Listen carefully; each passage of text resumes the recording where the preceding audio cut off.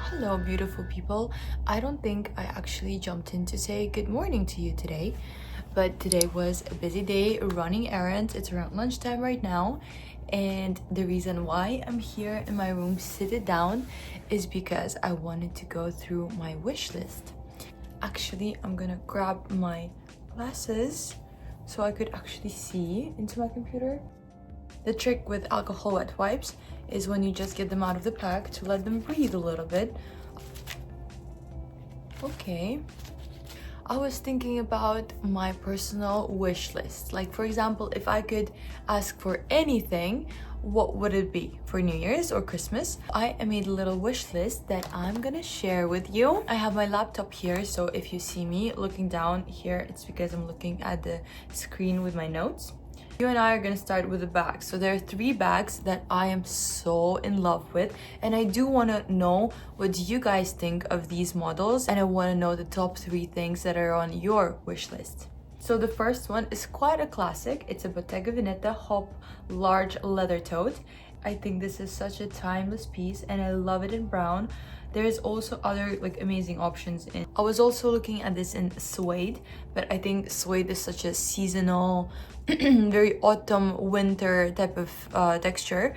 So I thought that this type of leather is timeless and you could wear it at any season, and because how large it is, it's perfect for travel, for work, for daily life, everything. The next one is another Bottega Veneta bag, and I don't know how to choose between those two because this one is also beautiful, and I'm talking about the Bottega Veneta Pinacoteca leather tote. Look how cute it is. I love the size. I think this model is perfect to be in this size. I do love it in black. I already can see so many ways to style it and what the things I'll be wearing it with. I love that it has the short handle and the long stripe handle. The other one is slightly different, but still I think it's very much my style. And this is the Saint Laurent Manhattan small leather shoulder bag. It's small, almost like a clutch thing, but it still has the shoulder strap, which is amazing. I think the size would be ideal. It's not too small, but it's not like a bulky bag. And I think this piece of art is very, very elegant. I would pick it in burgundy 100%. I think that in burgundy it looks way more flattering than in black. There's also a smaller version of it in white, but not like plain white. It's like off-white, almost cream white, and it's so beautiful.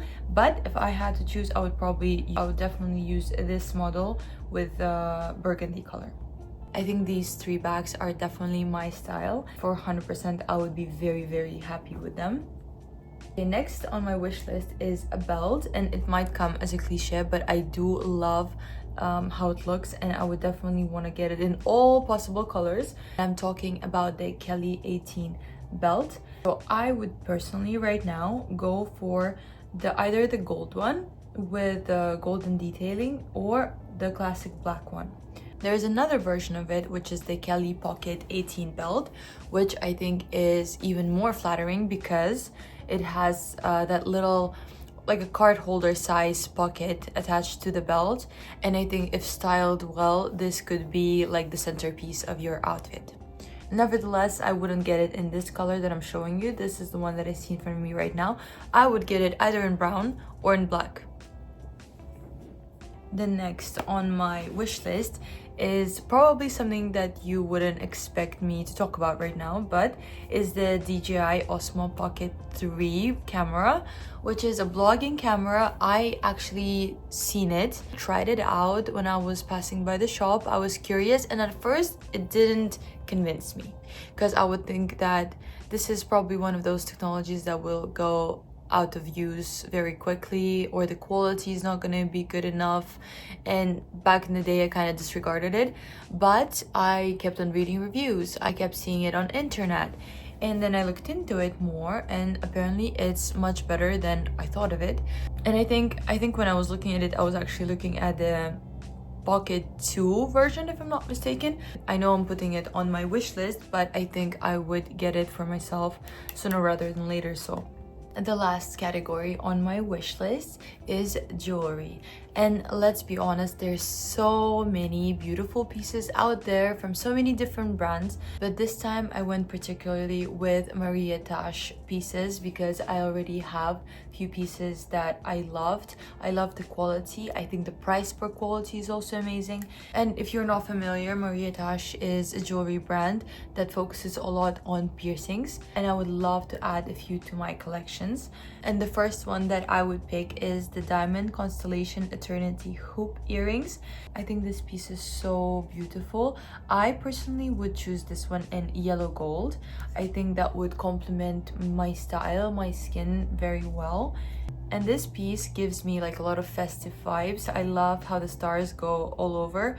The other one that I would take is the Invisible Set Diamond Crescendo Bar Stud earring. This one is different and I never had anything like that before in terms of the shape.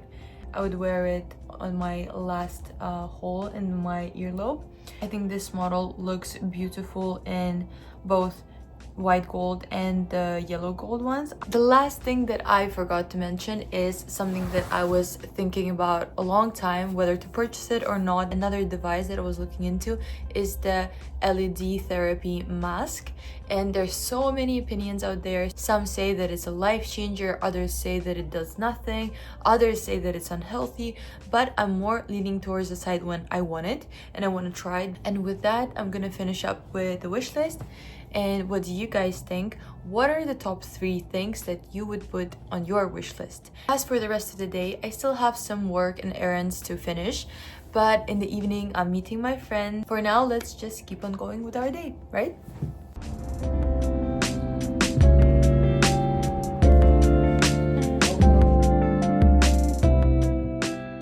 Try to change the angle of the background a little bit. I don't know, do you like my wardrobe background better, or would you prefer like this one as we did before? Let's go with this one for now. Good evening, beautiful people. We're back in my room, and right now I have plans to go for dinner with my friend, and we're going to this place which is like a similar version of Times Out that has like different restaurants and you can choose whatever you like. We're really craving one specific Asian type of place. I'll show it to you. It's called Malatan. So my friend used to be a student in Korea and I was a student in China. So this Malatan dish was very common both in Korea and in China, and we were both looking for a good place like that at home, and there were no such places that were actually good, and here we found it. It's gonna be my second time trying this food. I hope that today is gonna taste as good as it did last time. I already refreshed my makeup. I'm gonna just add some more lipstick and we're gonna change. So this is the outfit for tonight. It's quite simple, but I tried to make it a little bit more special by adding some heel. The jeans are COS, the sweater is mango, and it has these details like ripped towards the end, and also has the same like all over. So I just did the lips and the camera was not recording. So if you want to know, I'm using this Buxom lip liner and I'm using this Catrice Powerful 5 lip care, which is just a simple moisturizer with color. That's it.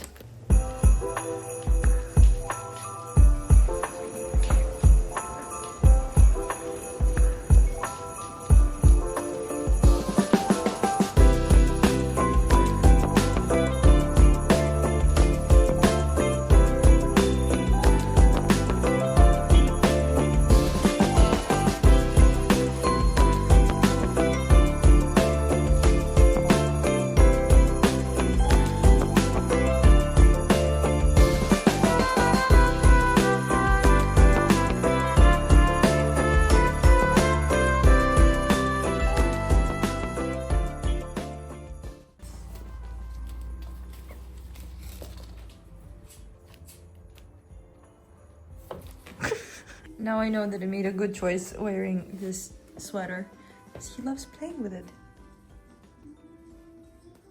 As you might have guessed, I'm in my best friend's apartment and I changed. She kindly lent me her t-shirt. And this is my friend from 10 years old? Yeah, 10 years old.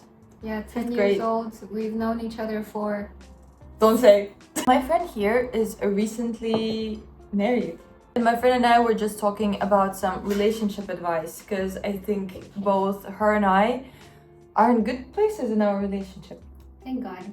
So what is like number one advice that you would give to a person who is just starting a relationship?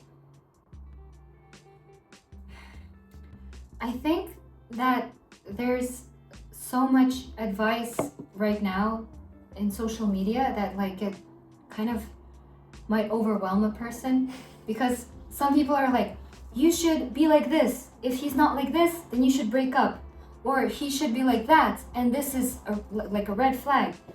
I think that like definitely there are some things that are complete red flags, obviously. I think every relationship is very individual. Mm-hmm. And like, for example, when I started dating my now husband, the relationship was very far from perfect or even good, to be honest. If you're willing to grow with a person, if you see that the person is willing to like not even sacrifice themselves, but like to go out of their way to like make a good change in their relationship, in themselves, to grow for with you, you, to grow with you, that's the person that you want to stick with. I think that's my biggest relationship advice, because my husband and I, we've constantly worked on ourselves for each other. It's not like we changed each other radically. You became a different person, like in a good way, you know? Yeah, it's like I didn't... He changed a lot. He changed way more than I did, to be honest. I never wanted to change like who I am at my core for someone. And I don't think I changed who I am at my core. But I think I've definitely grown and become a better person. For me, the biggest advice for someone who is just starting a relationship would be probably lower your expectations. Chill out. Don't confuse it with lowering your standards. It's completely different. Yes. It's the expectations. I'm actually kind of different from you in that sense, because I think you shouldn't expect a person to change. Yeah. But if you see that they are willingly changing, especially they're becoming better. Exactly. It's not like you're like forcing them to become better or a different sort of way. It's just that you see that they're becoming like that on their own. For me, when I was getting into a relationship, I wanted to commit. Like deep inside, I was ready to commit and be like in a serious relationship, but I didn't know if it's gonna work out. And the way I approached this situation, I was like, I don't know how it's gonna go. I'm just gonna enjoy it and see where it takes me. And I was keeping a very open mind. I was trying not to, you know, like when you just start a relationship, you're trying to like put his last name next to your name, and like you're already See thinking if that like, works out. Yeah, like I didn't do that. I stopped myself from doing that. And another thing I noticed, I stopped sharing too much with my girlfriends. Before, it was the first thing to do. There's a cat, a crazy cat. It's not that like you wanted to keep it a secret from them, but you just felt that it's so personal that you just didn't share a lot of the details like you would about like, I guess, other relationships, right? You know what? That is something that I've learned to do only halfway into my relationship. Because so much time has gone like since my relationship with my husband began, where I, for some reason, felt the need to share every single detail with my girlfriends. It was almost, which is also okay, I guess. Okay. Yeah. But also, I think, like I said, there's like different situations, different people like do different strokes for different folks, basically. Yeah. I learned that like saying something, like for example, if you had a fight, sharing that with someone so close like Rita, because she's my best friend, is like, it's only going to make you dislike him more. You and I talked about it like when we were like, I don't know, 15 or 16, right? Because like it's kind of like saying something to your mom about your friend. Like, oh, you've had like a little argument with your friend, and then you're like complaining to your mom, and then your mom is gonna hate that friend of yours. Yes. And like you're gonna make up with that friend because like if you have like a good bond with that friend, obviously, but like you're gonna make up with that friend, but your mom or your best friend, they're not gonna change their mind because that's all they know. They're stuck with that story in their head. Because they only know the stories that you tell them. They don't know the full story. They can't know. So that's what I've learned to do. And like obviously, if you're being like abused or something, you should definitely tell someone. No, that is a completely different topic. That's like a very, very serious topic. Like if that's like the extreme, but like if we're talking healthy relationships. Yeah, here. if you're like just going through like a bad time, like every relationship goes through hardships, goes through like arguments and like verbal fights, but like there's a boundary that you should set when you tell outside people. Yeah. Hello. Biggest realization when it comes to your like current relationship. Like for example, like you thought you always had this like mentality about relationships and like this thing changed in your relationship. You know what I mean? Yeah. I'm just thinking because there were a lot, to be honest. If I have to choose number one realization, for me at least, I don't know, I don't think I ever said that on this channel, but I used to be way chubbier before, and I thought that it was a big factor in me being able to build or not build relationships. But when I found the person, that I was still a lot of kilos, and the person liked me despite that.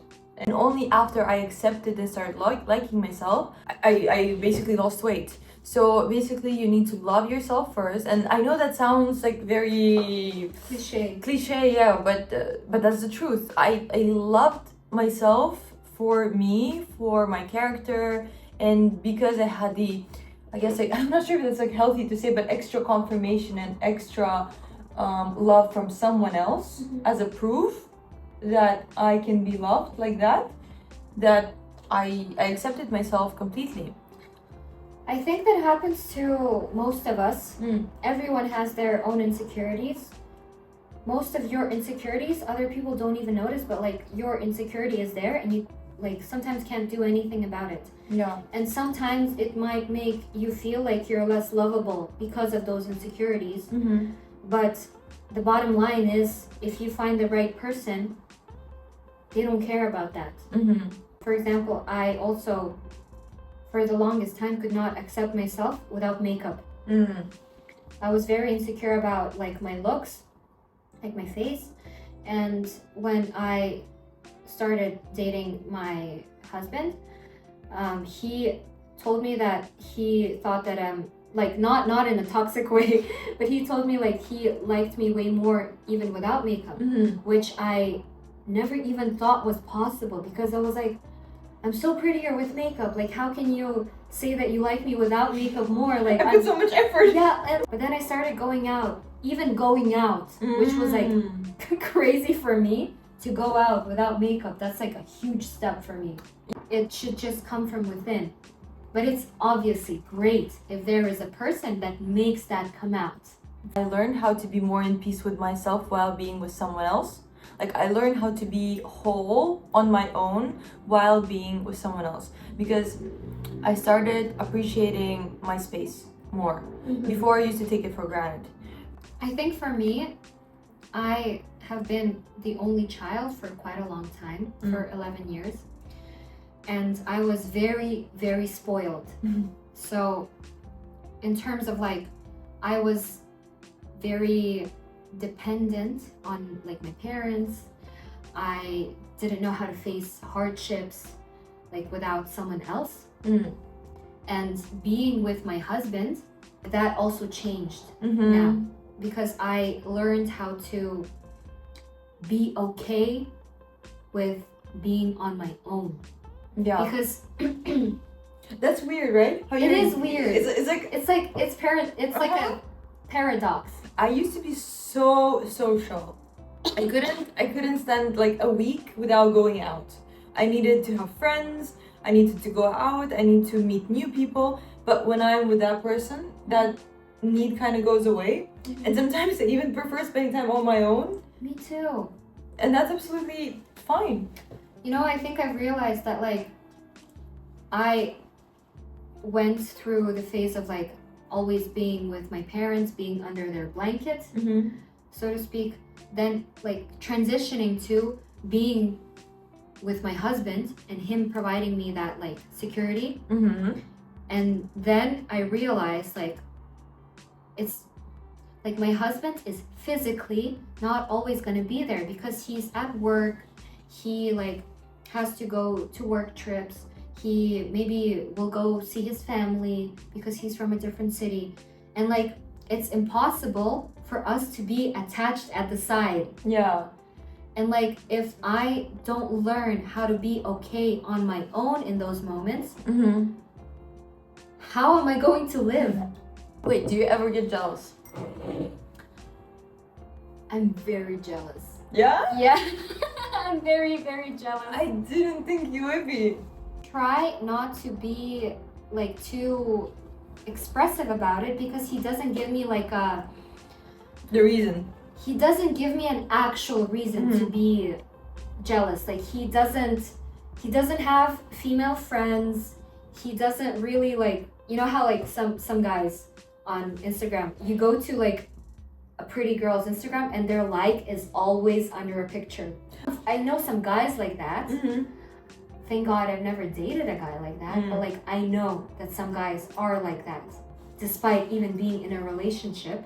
My husband works in a very social environment where he constantly has to communicate with people, including women, obviously. I try not to think about that too much. He always comes back home. Well, that's like the least I could ask. But like I know for a fact that he doesn't give other people extra attention. Do you think I'm the jealous type? I think you're a healthy amount of jealous. I think that's about right because my boyfriend and I were doing long distance for a pretty long time, and without trust, if I was like really jealous, probably would have not survived. Or if he was very jealous, the trust is probably the foundation of our relationship. Yeah, that's awesome. Because my husband and I, we also did long distance for around a year, which is quite short in comparison to what you and your boyfriend are doing. But like still, long distance is such a challenge. A challenge for your relationship. It's such a test. And like if my husband and I did not have that trust, I couldn't do it. All right, I think we're gonna wrap it up here. Thank you for coming to my TED Talk. This is the first time I actually have someone else other than me talking. Tell me if you like my friend, if you liked our relationship advice or talk. We're just having a good time, and right now, guys, as you can understand, I'm very comfy and I'm gonna go home now. So I thank everyone for watching and see you guys tomorrow.